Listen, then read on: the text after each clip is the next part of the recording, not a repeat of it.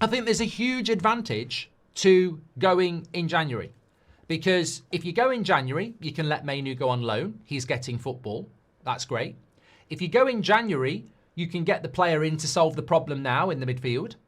And if you go in January, I think you also get ahead of the Liverpools and the Chelseas and the Arsenals, who, to be honest, do not need a midfielder in January and probably won't commit to a midfielder in January until they know what they've done in May.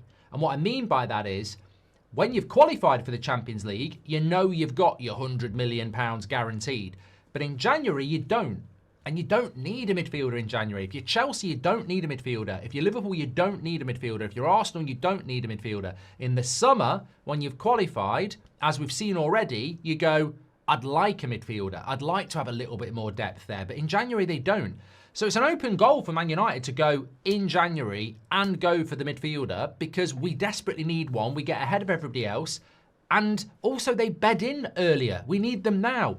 But the big problem's going to be, where's the money to do this? And I think that's always the thing that you need to hold on to. It's never about the football. It's never about getting ahead of anybody else. It's always about the funds. The reason we won't let Mainoo go in January is because we haven't got the money to replace him in January. And actually, it's the right time to do it. It's the perfect time to do it.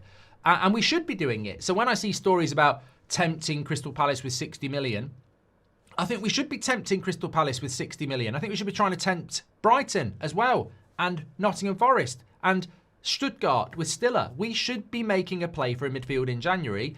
And this is why, and I don't want to get into the sales stuff, because we're talking football here, but this is why I think anybody that sits there and goes, I'd like to see what happens with this ownership. Well, let's wait and see what happens with this ownership, because what will happen with this ownership is they won't tempt anybody. They'll go, Mainoo, you're staying till the summer, and we're planning something big in the summer, like they say every year.